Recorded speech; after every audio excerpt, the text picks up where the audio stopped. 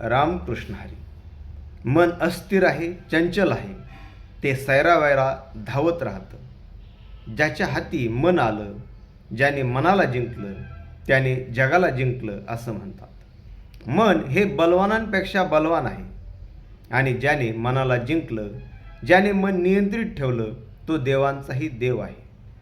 भगवंत सांगतात की या मनाला ताब्यात ठेवायचं असेल तर ते बुद्धीच्या साह्याने ताब्यात ठेवावं.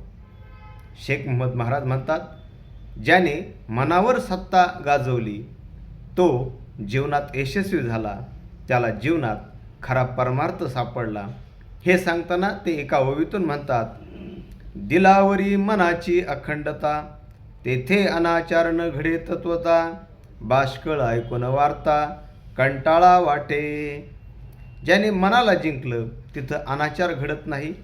आपण कितीही वाईट गोष्टीत ऐकल्या किंवा वाईट ठिकाणी गेलो तर त्याचा परिणामही आपल्यावर होत नाही, जर आपलं मनावर नियंत्रण असेल तर.